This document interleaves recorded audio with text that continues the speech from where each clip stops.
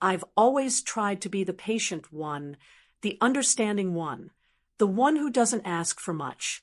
But that night, at the dinner table, when my husband told me he gave my surgery fund to his mother, my world changed. It started like any other Tuesday. The smell of pot roast filled the dining room, heavy with rosemary and garlic. I remember staring at the steam rising off the gravy boat, trying to ignore the sharp, grinding pain radiating from my lower back down to my hip. Every time I shifted in my chair, it felt like bone rubbing against bone. But I smiled. I kept the grimace off my face because we had company. Dr. Hannah Pierce was sitting across from me. She wasn't just my doctor. She was my oldest friend. She knew exactly how much pain I was in because she was the one who had shown me the x-rays just last week. She was the one who told me I couldn't wait anymore. My husband, Barry, sat at the head of the table, happily buttering a roll. He looked relaxed. He looked like a man who didn't have a care in the world. He didn't notice that I was gripping the edge of the table just to keep my posture straight. "Pass the salt, would you, Diane?" Barry asked, not even looking up from his plate. I handed it to him. My hand was shaking a little, but he didn't see it. He never really saw it. "I had a productive day today," Barry announced, shaking the salt over his potatoes. He looked pleased with himself.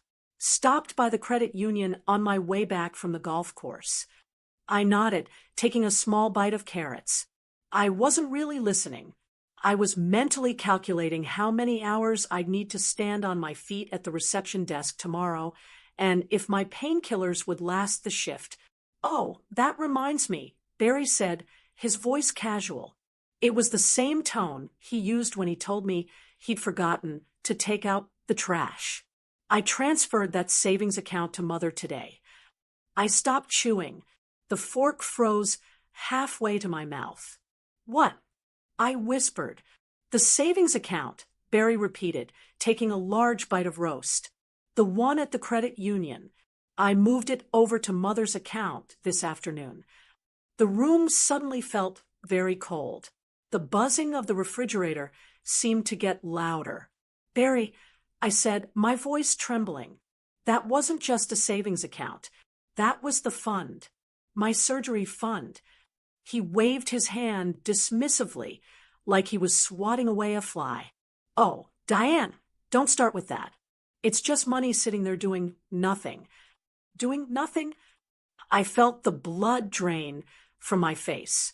I have been saving that money for 3 years.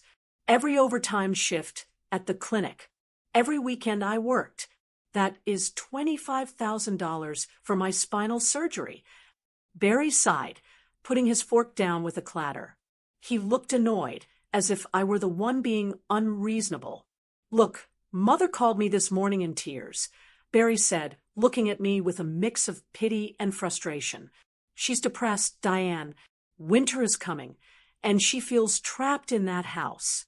She needs a new sunroom, something bright to lift her spirits." I stared at him. I couldn't breathe. My mind was racing back to the days I stood at the reception desk for 10 hours straight, smiling through the agony, putting every single extra dollar into that account. I denied myself new clothes.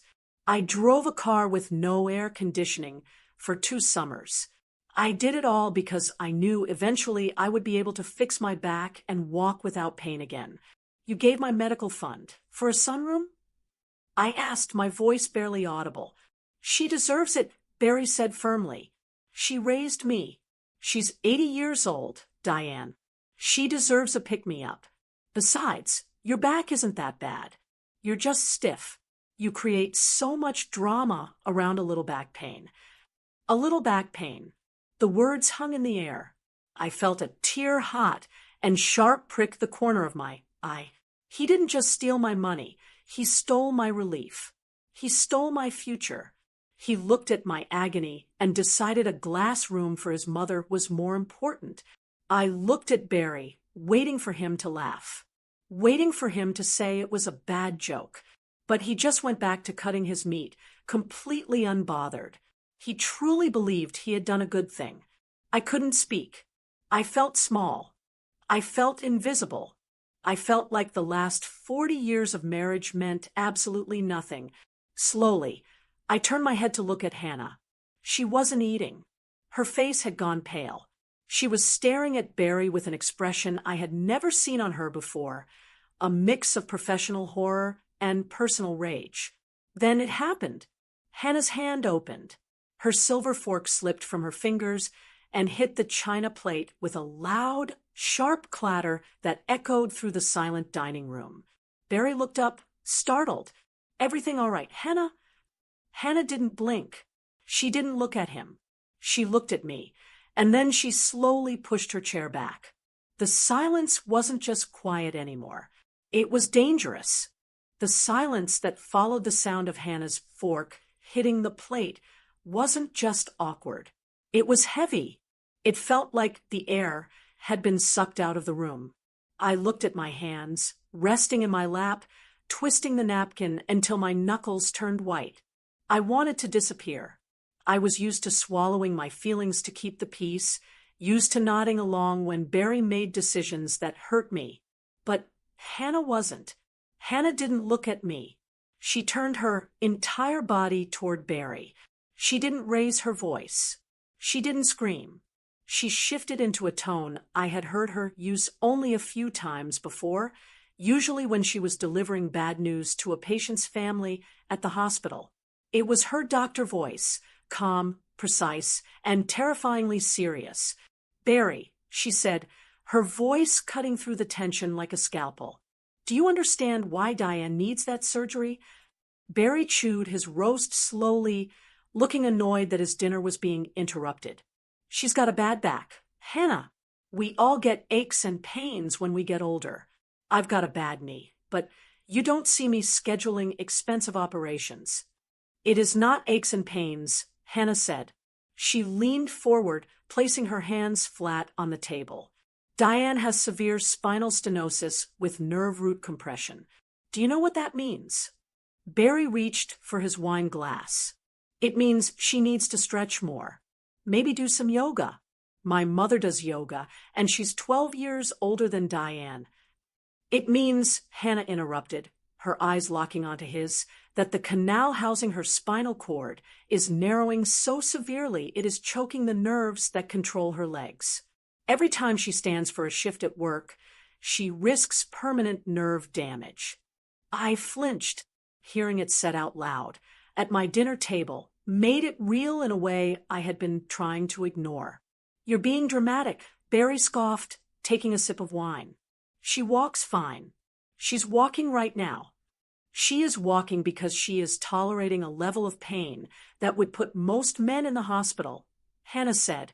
"But that isn't the problem, Barry. The problem is what happens next. Without this decompression surgery, she is at high risk for cauda equina syndrome." Barry rolled his eyes. "English, Hannah. Speak English." "Paralysis," Hannah said. The word hung there. "Permanent loss of bladder and bowel control. Foot drop, meaning she won't be able to lift the front of her foot, which will lead to falls. If she falls with her spine in this condition, she likely won't get up again. We are not talking about a backache. We are talking about Diane ending up in a wheelchair for the rest of her life." I looked at Barry. I waited for the shock to hit him. I waited for him to put the wine glass down, to look at me with worry, to say, "Oh my God, I didn't know." Instead, he chuckled. He actually chuckled. "You doctors," Barry said, shaking his head with a smirk, "always the doom and gloom. You have to scare people to justify those insurance payouts, right? Diane is tough. She's a workhorse. She's not going to end up in a wheelchair because of a pinched nerve." My heart stopped. She's a workhorse. That was it. That was all I was to him. A machine that kept his house clean, his dinner cooked, and his life comfortable. And as long as the machine was still running, he didn't care if the gears were grinding themselves to dust. "I am telling you, as a medical professional," Hannah said, her voice dropping an octave, that if she does not have this surgery within the next 3 months, the damage will be irreversible. She needs that money, Barry. It is not optional. Barry slammed his wine glass down. Wine sloshed over the rim onto the white tablecloth I had starched yesterday. And I am telling you that it's my money, and I decided my mother needs it more right now. Barry snapped. My mother is 80. She doesn't have much time left to enjoy her life. Diane has plenty of time. She can save up again. What's another year or two? Another year or two. I looked down at my feet. I couldn't feel my left big toe. It had been numb for 3 weeks. I hadn't told Barry because I knew he would complain about the copay for the specialist. Hannah stood up. She didn't excuse herself. She didn't offer to help clear the table. She picked up her purse from the floor. I can't sit here and watch this, Hannah said. She looked at me, and her eyes were filled with tears. Diane, I will call you tomorrow, but I cannot break bread with a man who would gamble his wife's ability to walk against a sunroom. She walked out. The front door closed with a firm click. The silence rushed back in, but this time it was angry. I stared at the empty chair where my friend had been, my only defender. Barry let out a loud, exasperated sigh. He picked up his fork and stabbed a potato. Unbelievable, he muttered, chewing aggressively. Absolutely unbelievable. I looked at him. Barry, don't. He pointed his fork at me. Don't you start. You embarrassed me, Diane, sitting there like a mute while your friend disrespects me in my own house. Paralysis. What a load of rubbish. She just wanted to ruin dinner because she thinks she's smarter than everyone else. He didn't care about the risk. He didn't care about the pain. He cared that I had made him look bad. He cared that his dinner was cold. I'm going to watch the game, Barry said, standing up and throwing his napkin on his half-eaten plate. Clean this up, and don't invite her back until she learns some manners. He walked into the living room. A moment later, I heard the TV blare to life. The laugh track of a sitcom filled the house. I sat alone at the table, surrounded by the smell of cooling pot roast, and realized for the first time that the pain in my back wasn't nearly as bad as the sudden, crystal-clear realization that I was married to a stranger. A dangerous stranger. I didn't sleep in our bed that night. I couldn't. The thought of lying next to Barry, hearing him snore while my back throbbed and my future crumbled, made me feel physically ill. I cleaned the kitchen first, though. That's the habit of a lifetime. Even when your heart is breaking, you don't leave grease on the pans. Every time I bent down to load the dishwasher, a hot bolt of lightning shot down my left leg, a cruel reminder of exactly what Dr. Pierce had warned us about. After the last plate was dried, I took my pillow and a quilt to the guest room down the hall. I shut the door, curled up on the mattress, and finally let myself cry. I cried for the money, yes, but mostly I cried because I felt foolish. I had spent 40 years believing we were a team. Around 9:30 p.m., the house was quiet. The TV was off. I was just starting to drift into a restless, pain-filled doze when I heard it. Barry's voice. He was in the hallway, pacing back and forth. The floorboards creaked in that familiar way, but it was his tone that made my eyes snap open. He wasn't yelling. He wasn't the angry, dismissive man who had just insulted my doctor. He sounded light, happy even. Hi, Mother. Did you get the notification? I held my breath. The walls in our house are thin. Yes, the whole amount, Barry said, his voice dripping with affection. I wanted to make sure you could hire that contractor before the frost sets in. You can't be cooped up in the dark all winter. I stared at the ceiling fan in the dark. The whole amount. He was proud of it. He was bragging about giving away my ability to walk so she could have a better view of her garden. There was a pause while she spoke on the other end. Then Barry laughed, a loud, hearty chuckle that I hadn't heard directed at me in years. "Oh, stop worrying, Mom. You know how Diane is," he said. My stomach twisted into a knot. "She's just being dramatic," he continued, his voice lowering slightly as if he were sharing a secret. "She had Hannah Pierce over for dinner tonight, and you know how doctors are. They got each other worked up. Hannah was trying to scare us with big words, talking about paralysis and wheelchairs. It was ridiculous." I pressed my hand over my mouth to keep from sobbing out loud. Ridiculous. My fear, my doctor's professional diagnosis, my sleepless nights in pain. To him, it was just women getting worked up. "No, I didn't tell her to call you," Barry said soothingly. "Don't you dare apologize. You deserve this, Mom. You raised 3 boys on your own after Dad died. If anyone deserves a little luxury, it's you. Diane will get over it. She always does. She always does." That sentence hit me harder than the diagnosis. It wasn't just an observation. It was a strategy. Barry knew I would get over it because I always had. When he bought the boat, instead of fixing the roof, I got over it. When we spent every Christmas at his mother's house, instead of visiting my sister, I got over it. He was banking on my silence. He was counting on me being the good wife who absorbs the blow so the boat doesn't rock. "Exactly," Barry said, laughing again. "She's just terrified of surgery. Anyway, I'm probably doing her a favor by taking the option away. Now she doesn't have to worry about going under the knife. She can just do her stretches and take some aspirin." I lay there, frozen. He wasn't just selfish. He was rewriting reality to make himself the hero. He convinced himself he was saving me from surgery by stealing the money for it. "Go ahead and sign the contract for the sunroom tomorrow," Barry said. "Get the heated floors, too. I want you comfortable. Okay. I love you too, Mom.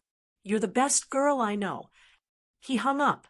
I heard his heavy footsteps recede down the hall, followed by the bedroom door clicking shut. He went to sleep in our bed, untroubled, secure in the love of the only woman who apparently mattered to him. I lay in the dark guest room, staring at the shadows on the wall. The tears had stopped. A strange, cold clarity was washing over me, replacing the sadness. For decades, I thought Barry and I were partners. I thought we were building a life together, brick by brick. But listening to that phone call, I realized the truth. I wasn't his partner. I wasn't his wife. I was the staff. I was the accessory he kept around to make his life function, the workhorse he mentioned at dinner. But his emotional loyalty, his protection, and his financial support belonged to his mother. He was a 70-year-old man who was still desperate to be a good boy for Mommy, even if it meant breaking his wife's back. He thought I was just dramatic. He thought I would get over it. I shifted my leg, wincing as the nerve pain flared hot and angry behind my knee. I reached for the bottle of ibuprofen on the nightstand, dry swallowing 3 pills. Barry was right about one thing. I had always gotten over it. I had always forgiven him. But as I lay there, feeling the throb in my spine and the emptiness in my bank account, I made a promise to myself. I wasn't going to get over this. Not this time. He wanted to treat his mother like his wife. Fine. He wanted to treat me like an inconvenience. Fine. Tomorrow, I wasn't going to be the wife who smoothed things over. Tomorrow, I was going to the bank. And I was going to find out exactly what happens when the workhorse stops pulling the cart and starts kicking back. I woke up the next morning before the sun. Barry was still snoring, a deep, rhythmic rumble that used to comfort me, but now just sounded like the noise of a man with a clear conscience. I didn't make coffee. I didn't shower. I just pulled on a pair of slacks and my sturdy walking shoes, the ones with the extra arch support, and drove straight to the credit union. The whole drive there, I bargained with myself. Maybe I had misunderstood. Maybe he had moved it to a high-yield savings account for us. Maybe it was a prank. Men do stupid things sometimes. I told myself, maybe he didn't actually send all of it. But when I walked into the lobby, the air conditioning hit me like a splash of cold water. It was quiet, that hushed, sterile silence of banks that always makes you feel like you should whisper. I walked up to the counter. Sarah was working the window. She's a sweet girl, maybe 25, with bright red glasses. She knows me because I was in there every other Friday for 3 years, depositing my paycheck from the clinic. "Good morning, Mrs. Jefferson." Sarah chirped, smiling. "You're here early. Is Barry coming in too?" "No, just me today, Sarah," I said. My voice sounded thin, brittle. "I need to check the balance on the secondary savings account. The one ending in 402. Sarah typed on her keyboard, her nails clicking rapidly. "Sure thing, let me just pull that up." Her typing stopped. The silence that followed was different from the quiet of the lobby. It was the silence of a problem. I saw Sarah's smile falter. She squinted at the screen, tapped a few more keys, and then her face softened into an expression that made my stomach drop. Pity. She was looking at me with pity. "Mrs. Jefferson," she said softly, Did you authorize a transfer yesterday?" "Just tell me the balance." "Sarah." She hesitated, then printed out a small slip of paper. She slid it across the marble counter upside down, like she was handing me a bad report card. I flipped it over. Available balance, $0. I stared at the number. 0, not $5, not 100, 0. Under the transaction history, there was one line item dated yesterday. External transfer, Jefferson, $25,200. I didn't cry. I thought I would, but I didn't. Instead, I stared at that piece of paper, and suddenly I wasn't standing in the bank anymore. I was back at the reception desk at the Fort Worth Urgent Care. The memory hit me so hard I had to grab the counter for support. I remembered the summer of 2021. The air conditioning had broken at the clinic, and it was 90 degrees in the waiting room. I was working a double shift because we were short-staffed. My back was screaming. It felt like someone had inserted a hot poker right at the base of my spine. I remembered looking at the clock on the wall, 2 p.m., and realizing I had 6 more hours to go. I remembered the way my feet swelled inside my shoes until the laces cut into my skin. I remembered going to the break room, taking 2 Tylenol, and telling myself, $200. That's $200 for the fund. That's one step closer to the surgery. Just stand up, Diane. Just go back out there. I remembered the vacations I didn't take. The winters I wore a coat with a broken zipper because a new one cost $150, and $150 was the cost of the anesthesia consult. I remembered eating peanut butter sandwiches for lunch for 2 years so I could bank my entire paycheck. That money wasn't just numbers on a screen. That money was my pain. It was every hour I stood when I wanted to collapse. It was every grimace I hid from patients. It was the physical deterioration of my body, traded hour by hour, dollar by dollar, for the promise of a cure. I had sold pieces of my life to fill that account, and Barry had given it away for a sunroom. He hadn't just stolen money. He had stolen 3 years of my suffering. He took the sweat off my brow and the ache in my bones and handed it to a woman who had never worked a hard day in her life, just so she could watch the snow fall in comfort. "Mrs. Jefferson?" Sarah's voice brought me back. She was leaning forward, looking worried. "Are you okay? Do you want a glass of water?" I looked down at the receipt in my hand. My grip tightened on it, crumpling the paper into a tight, jagged ball. The sadness evaporated. The shock dissolved. What was left in its place was something hot and hard, like iron coming out of a forge. "No, Sarah," I said. My voice was different now. It was steady. It was low. "I don't need water." I looked at the transaction line again. M. Jefferson. Barry thought I was weak. He told his mother I was dramatic.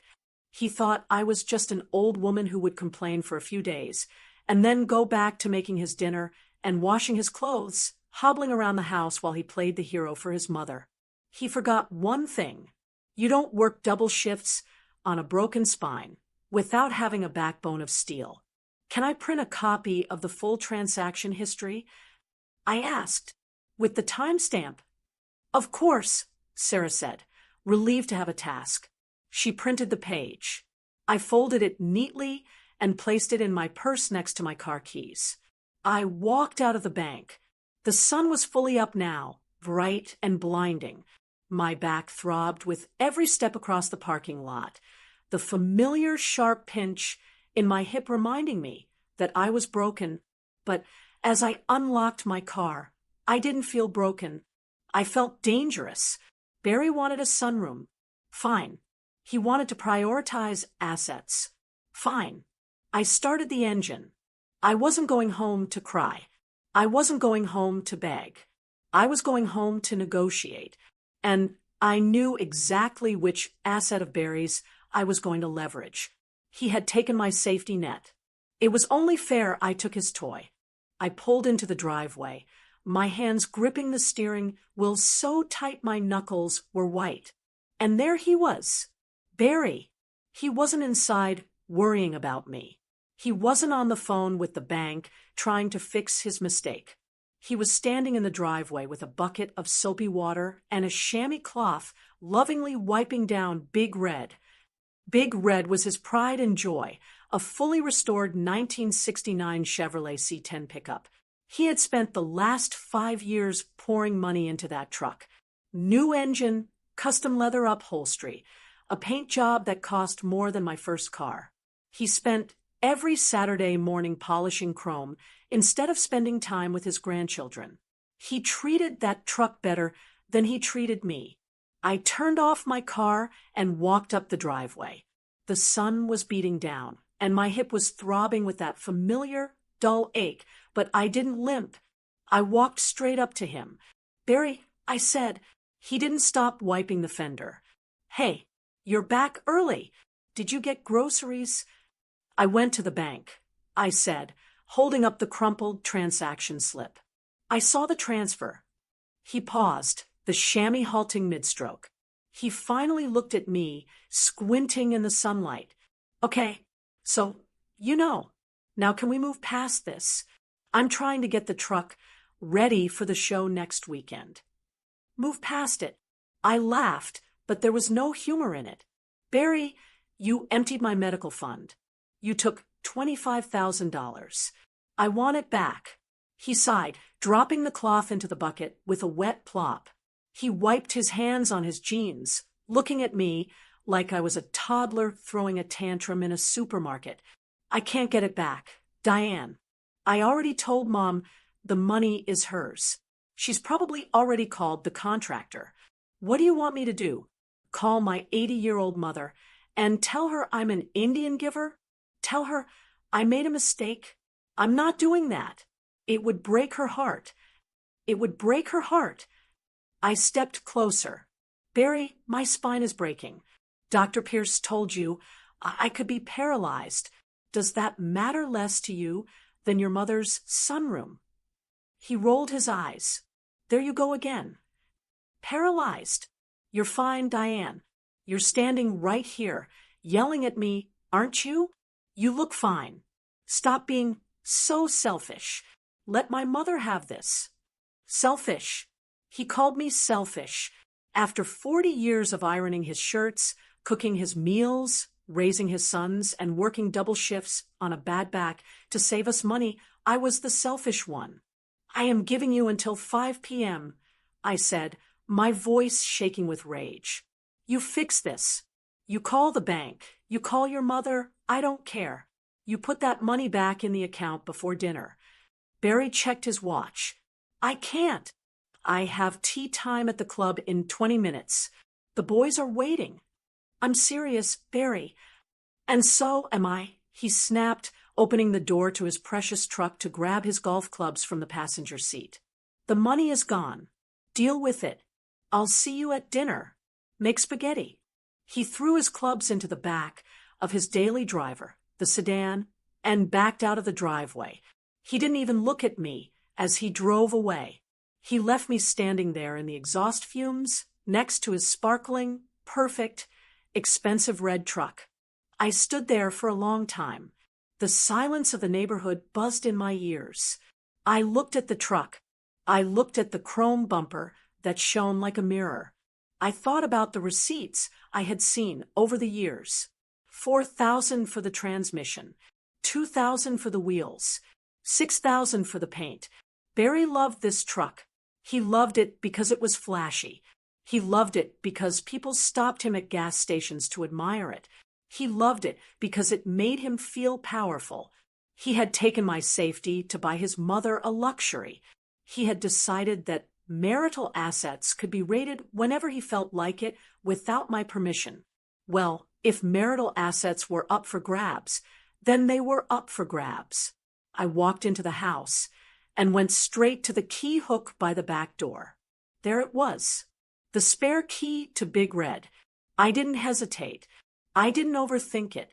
I picked up the phone and dialed a number I had seen on a business card Barry had proudly stuck to the fridge months ago.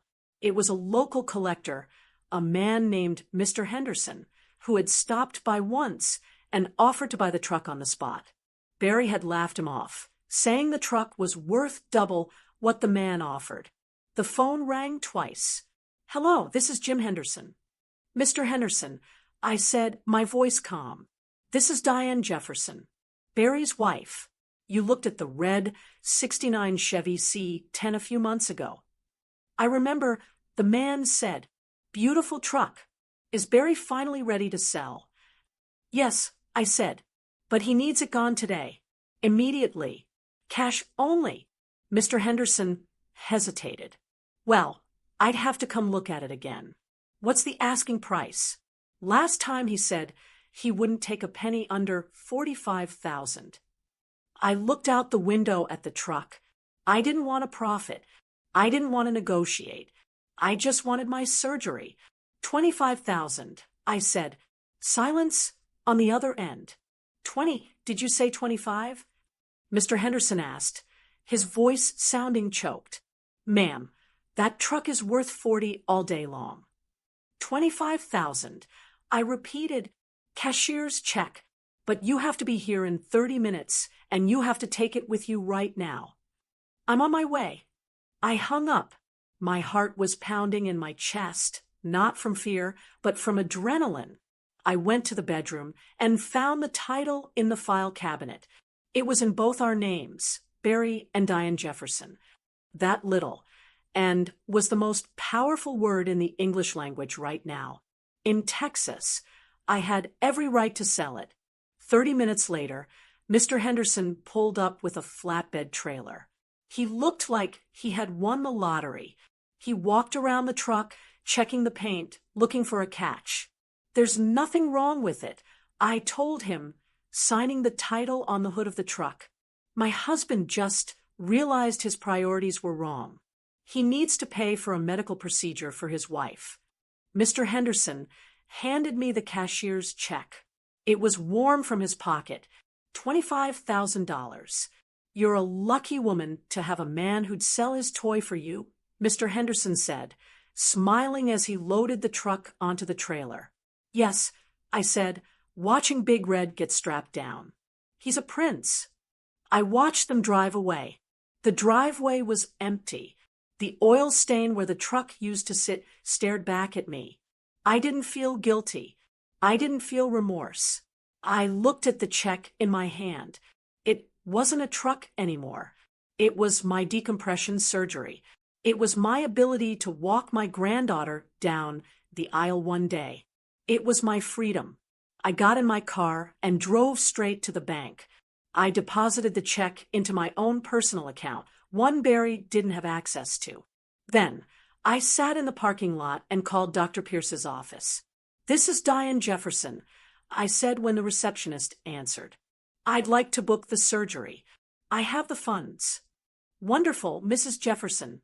We have a slot open next Tuesday. I'll take it. I hung up and checked the time. It was 4:45 p.m. Barry would be home from golf in 15 minutes. He would be expecting spaghetti. He would be expecting a submissive wife who had accepted her fate. Instead, he was going to come home to an empty driveway and a wife who had finally learned the value of an eye for an eye. I drove home, sat on the front porch swing, and waited. The pre-op room was cold. It was that specific kind of medical cold that seeps right through the thin cotton of the hospital gown and settles into your bones. I shivered, but for the first time in years, it wasn't from the pain in my back. It was from the adrenaline. My best friend, Linda, sat in the plastic chair next to my bed. She was holding my hand so tight. I thought she might cut off the circulation, but I didn't pull away. Linda had been there when I cried over the empty bank account. She had been the one who drove behind me to the dealership when I sold the truck, just in case I lost my nerve. She wasn't going to leave me now. You look pale, Dee, Linda said softly, using her free hand to smooth the hair back from my forehead. Are you scared? A little, I admitted, staring at the Ford drip, counting out seconds in clear, rhythmic drops. But mostly, I just want it done. I want to wake up and feel my toes again. You will, she promised. And when you do, we're going to go buy you the most expensive pair of dancing shoes we can find. I managed a weak smile. It was quiet in the curtained-off bay. The nurses had already come in to check my vitals, ask me my name and date of birth 3 times, and mark the incision site on my lower back with a purple marker. Dr. Pierce, Hannah, was scrubbing in down the hall. Everything was moving like a well-oiled machine. I had almost convinced myself that Barry wasn't coming. I hadn't spoken to him since the truck incident 3 days ago. When he had come home that evening to the empty driveway, the explosion had been nuclear. But then he had gone silent. He had retreated into the guest room, the one I had vacated, and refused to look at me. I thought he was sulking. I thought he was punishing me with the silent treatment, which was his favorite weapon. I was wrong. He wasn't sulking. He was regrouping. Suddenly, the heavy curtain to my bay was ripped back. The metal rings screeching against the rod like a scream. Linda jumped in her chair. I gasped, my heart hammering against my ribs. Barry stood there. He wasn't wearing a visitor's badge. His face was a mottled, angry red, and he was breathing hard, like he had run all the way from the parking lot. He didn't look at my face. He didn't look at the 4 in my arm. He didn't ask how I was feeling. He looked straight at Linda, then pointed a shaking finger at me. You, he snarled. You actually went through with it. Barry, Linda stood up, blocking his path to the bed. She is about to go into surgery. You need to lower your voice. Don't you tell me what to do, Linda, Barry shouted, stepping around her to loom over my bed.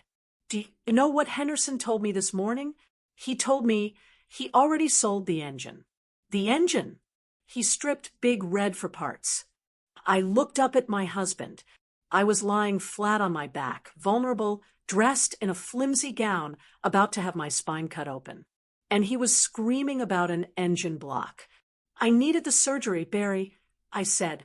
My voice was surprisingly steady. You took my money. I took yours. That was my truck, he yelled, his hands gripping the metal safety rail of my bed, so hard his knuckles turned yellow. I spent 5 years on that truck. That was an investment. And you sold it for half its value, like a thief. You gave my spine to your mother for a sunroom. I shot back, the anger finally bubbling up through the fear. You stole my health. You don't get to talk to me about theft. I want the money back, Barry hissed, leaning down close to my face. I could smell the stale coffee on his breath. You tell them to cancel this nonsense right now. We can get a refund from the hospital if we cancel before the anesthesia. I can still buy the chassis back if I have the cash today. I stared at him in disbelief.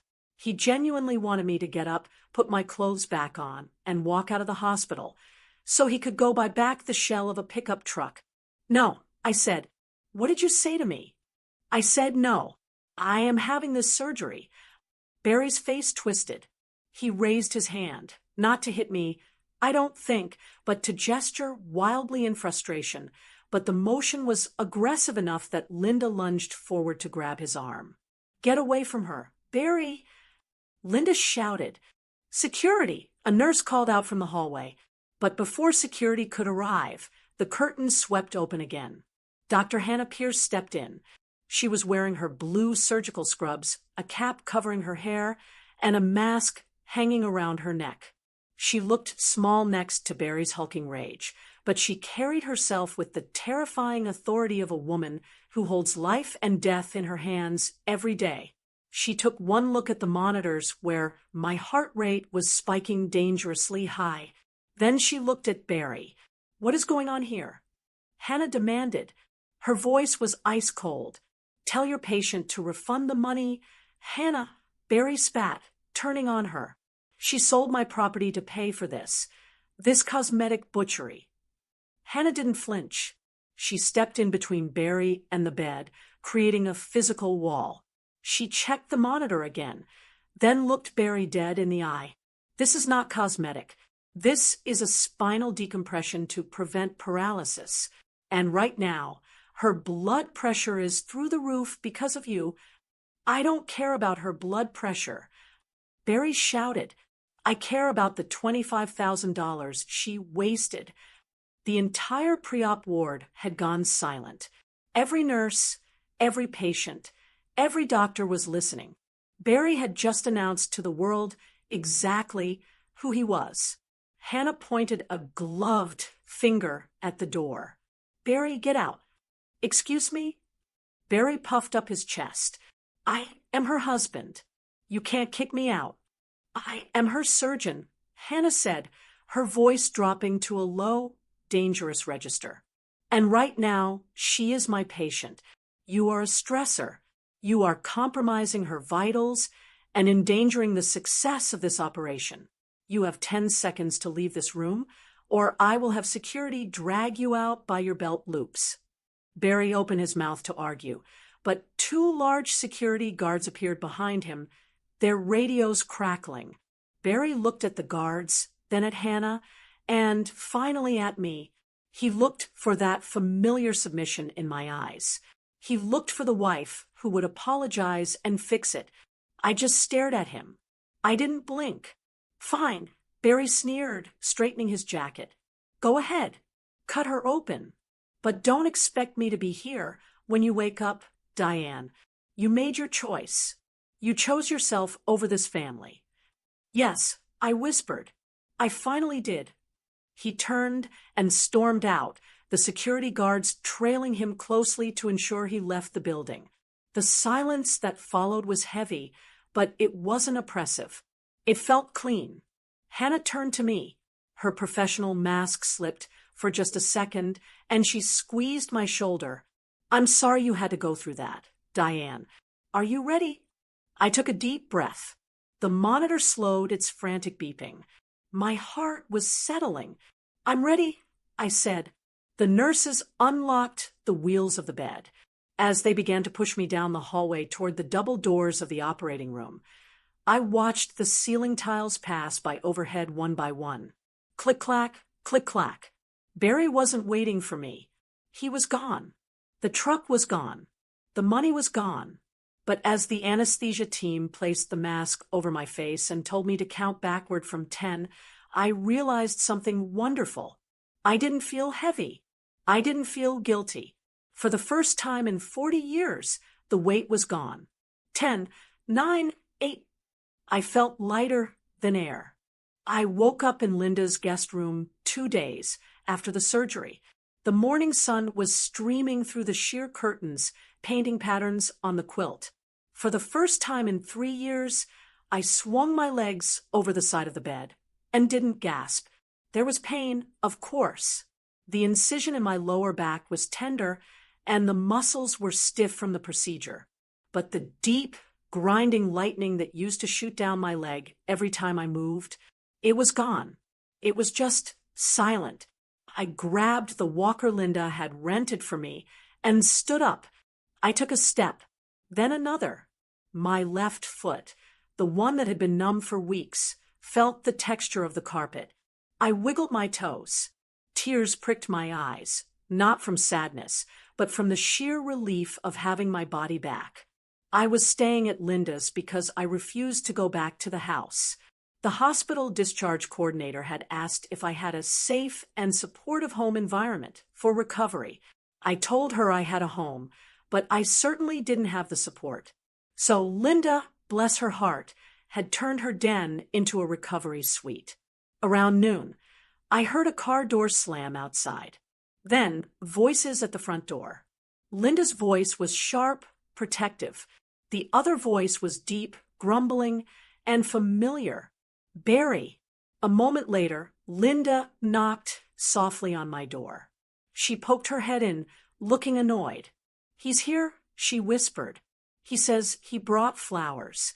I told him he has 5 minutes, but I can kick him out right now if you want." I sat in the armchair by the window, adjusting my back brace. I looked at the garden outside. "Let him in, Linda. I need to hear what he has to say." Barry walked in a minute later. He looked smaller than I remembered. His shirt was wrinkled. He never did learn how to use the iron properly, and he was holding a plastic-wrapped bouquet of grocery store carnations, the kind you buy at the checkout counter next to the chewing gum. "Hi, Diane," he said, tossing the flowers onto the bedspread. "You look well." "I am well," I said. "I can feel my feet, Barry." He nodded, shifting his weight from one foot to the other. He didn't ask about the surgery. He didn't ask about the pain. He looked around the room, clearly uncomfortable with the fact that I was in another woman's house. "Look," Barry started, stuffing his hands into his pockets. "This has all gotten a bit out of hand, don't you think? Staying at Linda's? Selling the truck? It's a lot of drama, Diane." "Drama?" I repeated calmly. "Yes, drama." He sighed, pulling up a chair and sitting down heavily. "I've been thinking about it, and I'm willing to be the bigger man here. We both made mistakes. I shouldn't have sent the money without asking. I admit that. But you stole my truck. You sold a classic vehicle for peanuts out of spite." He looked at me, waiting for me to agree, waiting for me to nod and say, "Yes, Barry, I was terrible too." "So," he continued when I didn't speak, "I think we can call it even. A truck for a surgery. We're square. You come home today, I'll help you up the stairs, and we stop this nonsense. Mother is very upset that you aren't home cooking. She thinks you're being vindictive." I looked at the cheap carnations. One of them was already broken, its head drooping against the plastic. "Call it even," I said slowly, tasting the words. "Exactly." Barry smiled, looking relieved. "Clean slate. Water under the bridge." I laughed. It wasn't a nice laugh. It was a dry, hollow sound. "Barry," I said, leaning forward as much as the brace would allow, "you think a truck and a human spine are the same thing?" His smile faltered. "That's not what I said." "It is exactly what you said. You are comparing a pile of metal and rubber to my ability to walk. You think because the dollar amounts were the same, the moral weight is the same." "It was a $40,000 truck," he snapped. "I don't care if it was a solid gold chariot." I raised my voice, and for the first time, I saw him flinch. "You can buy another truck, Barry. You can find another engine. You can paint another fender. But I cannot go to the store and buy another spinal cord. If I had waited, if I had let you give that money to your mother for a sunroom, I would be in a wheelchair by Christmas, irreversibly." I took a deep breath, the anger clarifying everything in my mind. "You risked my life for a luxury," I said. "I sold a luxury to save my life. We are not even. We are not in the same universe." Barry stood up, his face turning red. So what? You're just going to stay here forever? You're going to throw away 40 years of marriage because I tried to do something nice for my mother? I'm not throwing it away, I said softly. You gave it away. You signed the transfer slip on our marriage the moment you decided I wasn't worth saving. You're being unreasonable, he spat. You'll be back. You can't live on your own. You don't know the first thing about handling the bills or the house maintenance. You need me. I looked at him, really looked at him. I saw the fear behind his eyes. He wasn't afraid of losing me. He was afraid of losing his maid. He was afraid of having to iron his own shirts and cook his own spaghetti. And in that moment, the strangest feeling washed over me. I didn't miss him. I waited for the pang of heartache. I waited to feel the loss of my husband, my partner. But the space in my chest where that love used to be wasn't empty. It was just quiet. I realized I hadn't felt safe with him for a long time. I had mistaken familiarity for safety. I had mistaken habit for love. But real safety was knowing that if I fell, someone would catch me. Barry had proven he would step over my body to answer the phone for his mother. I don't need you, Barry, I said. The realization shocked me, but it was true. I know how to pay bills. I know how to call a plumber. And frankly, looking at you right now, I think I'm going to enjoy the peace and quiet. You'll regret this, he growled, pointing a finger at me. Don't come crawling back when the money runs out. Get out, I said. Take your flowers. They're wilting, just like us. He grabbed the flowers, crushing the plastic in his fist, and stormed out. I heard the front door slam, followed by Linda locking the deadbolt with a loud, definitive click. I sat alone in the sunny room. The silence settled around me again. It wasn't lonely. It was the sound of my own heartbeat, steady and strong. It was the sound of a woman who had finally stood up, and for the first time in years, it didn't hurt to stand. It has been 6 months since the surgery. This morning, I did something that might seem small to you, but to me, it was a miracle. I walked 6 blocks to the local bakery. I didn't stop to rest. I didn't lean against a lamppost, waiting for the spasms to pass. I just walked.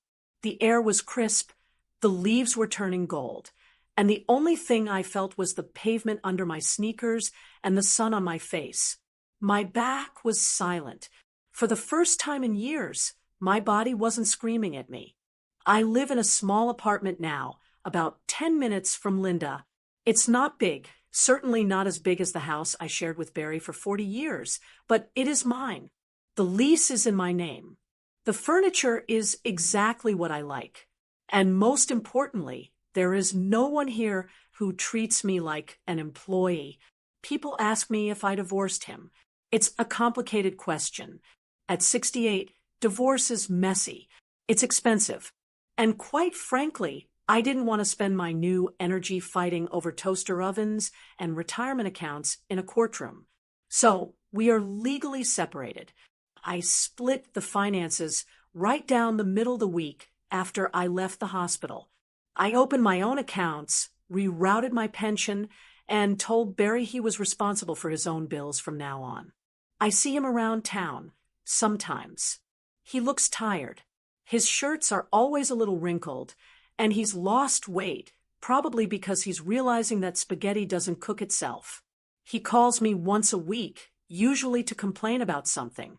The roof is leaking, the tax bill came. His mother is demanding more visits. Last week, he asked if I would consider coming home. He said the house feels empty. He said he misses me. I told him the truth. Barry, you don't miss me. You miss the comfort I provided. There is a difference. He didn't have an answer to that. He still brings up the truck every time we speak. He calls it the great betrayal. He tells anyone who will listen that his crazy wife sold his prized possession out of spite. He still doesn't understand. He mourns that truck like it was a person, Yet he treated me, a person, like I was a broken appliance he could just ignore. But I don't feel guilty. That's the most surprising part of this whole journey. I thought I would feel bad about selling Big Red. I thought I would lose sleep over taking matters into my own hands. I sleep like a baby. Sometimes I sit on my balcony with my morning coffee, and I think about that choice. I think about the moment I handed those keys to Mr. Henderson. It was a drastic move. It was shocking. I know there are people out there, maybe even some of you listening right now, who think I was wrong. You might think a wife should never sell her husband's property, no matter what. You might think I should have just been patient or found another way. But then I look down at my feet. I wiggle my toes. I stand up and stretch without a single wince of pain. I have my life back. I can play with my grandkids on the floor. I can travel. I can live. If the price of my mobility was a 1969 Chevy C10, then it was a bargain. Barry has his mother. He has his empty house. And somewhere out there, someone is driving that red truck. But me? I have myself. I met Linda and Dr. Pierce for coffee this afternoon. We sat at a table outside, watching the world go by. Hannah, Dr. Pierce, looked at me over the rim of her cup and smiled. "You look different, Diane," she said. "I feel different." I replied, "I feel tall." Linda laughed, reaching over to squeeze my hand. "That's because you aren't carrying 180 pounds of dead weight anymore." We all laughed. It felt good to laugh. It felt good to be seen, not as a patient, not as a wife, not as a victim, but as Diane. Just Diane. I took a sip of my cappuccino, feeling the warmth spread through my chest. I realized then that I am finally the main character of my own life. It took me 68 years to get the leading role, but I finally have it, and I am not going to waste a single second of it. So, I have to ask you, looking back on everything, I sold a truck to save my ability to walk. Was I wrong? Or was I finally completely right? What city are you listening from? And what time is it there? Write it in the comments below. I love seeing how far this story travels. And if you'd like to help me keep sharing these emotional, thrilling stories every day, even a small donation makes a big difference. It truly helps keep the channel alive and allows me to create more content for you. For more life stories like this, you can explore the other videos on my channel, and please subscribe. On the screen right now, you'll see 2 new stories I'm sure you'll enjoy. Click one and start listening right away. With love.